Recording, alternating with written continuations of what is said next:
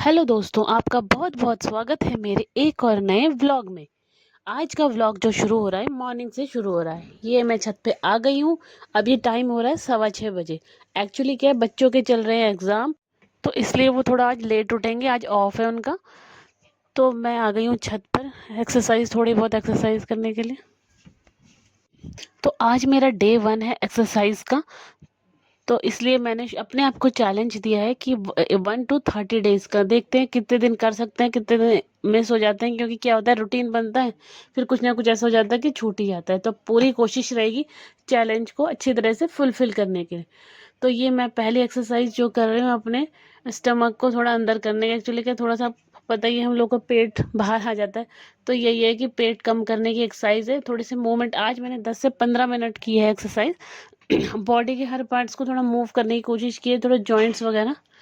तो इस तरीके से थोड़ी कमर में भी दर्द हो रहा था, तो कमर की बैक एक्सरसाइज मैंने करी है। तो इसी तरीके से मैं सारी एक्सरसाइज मोस्टली 10 से 15 बार रिपीट करी है। मतलब एक ही बार किए, ऐसे बहुत ज़्यादा नहीं, एक ही दिन में पता चला और बॉडी में पेन और डबल शुरू हो जाए।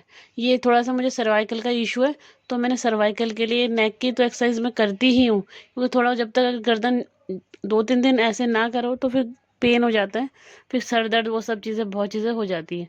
ये एक्सरसाइज थोड़ा बहुत करके, थोड़ा वॉक करके, मौसम बहुत अच्छा हो रहा था तो उसी का मैंने यूज़ कर लिया और आ गए हैं नीचे।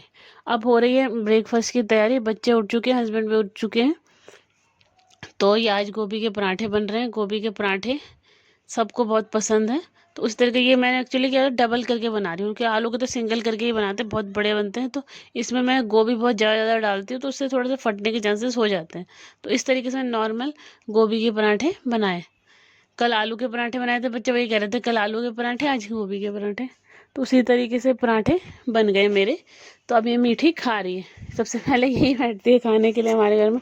बाकी सबको तो बुला बुला के सोना, आने में ही आ रही हूँ रहता है उसका सीन। तो अब ये एग्ज़ाम चल रहा है, जैसे मैंने आपको बताया।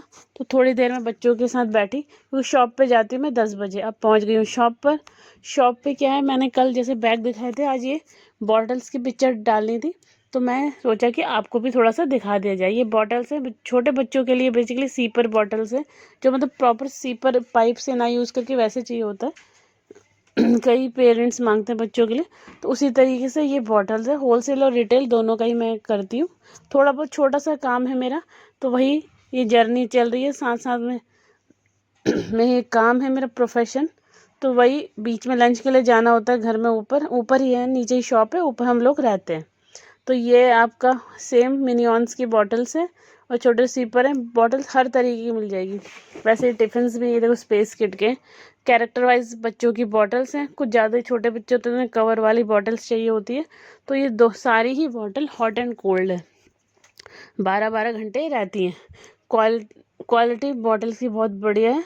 तो इसी तरीके से ये शॉप के लिए कुछ शॉपकीपर्स को भी फ़ोटोज़ चाहिए थी, तो स्टेटस में मैं लगा के इन्हें डाल देती हूँ, ताकि जिसको भी रिक्वायरमेंट हो अपना ऑर्डर बुक करके इस तरीके से हो जाता है।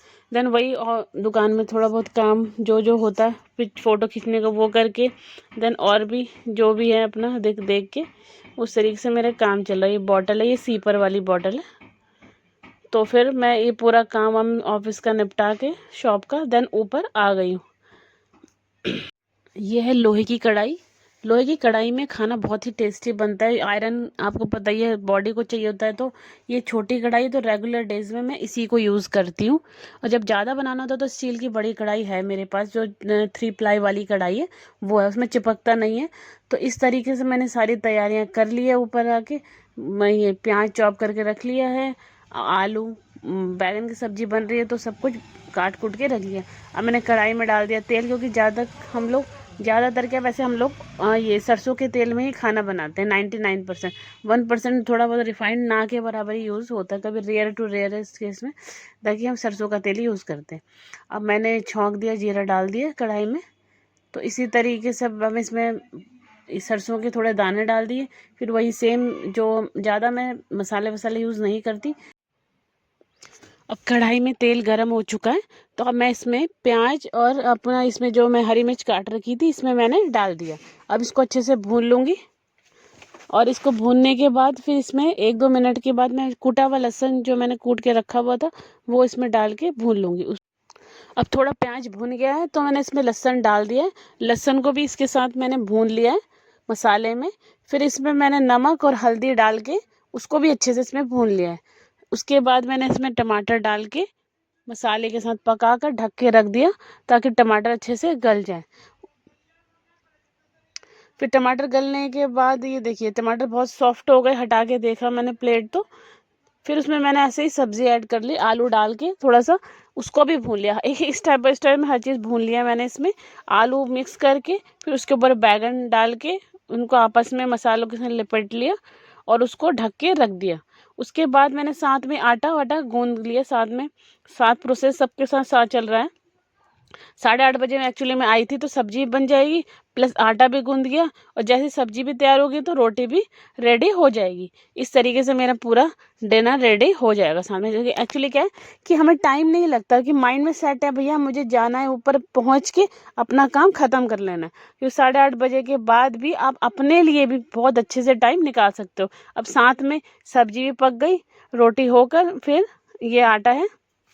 अब मेरी साथ में सब्जी मैंने रख दी थी, सब्जी भी रेडी हो गई है, साथ में आटा भी मेरा गूंद गया है। तो इसी तरीके से देखिए काम करने पे होता है हमारे को। अगर हम ये डिले करते रहेंगे कि कैसे होगा तो फिर वो होता ही नहीं है। तो अपना आके फटाफट मैंने काम किया, आटा गूंद गया है और फ्रेश फील कर रही हूँ, ऐसे कोई वो नहीं है। लंच मैंने दे दिया है देखिए सबका। अब मैं सब्जी दे दूंगी, सर्व करते रहूँगी, साथ में रोटियां भी सेक सेक के देती रहूँगी ताज़ी फ्रेश। अब पकती रहेंगी, उसी हिसाब से बच्चे और हस्बैंड खाते रहेंगे। तो प्लीज़ लाइक और शेयर एंड सब्सक्राइब कीजिए मेरे चैनल को। Thanks for watching.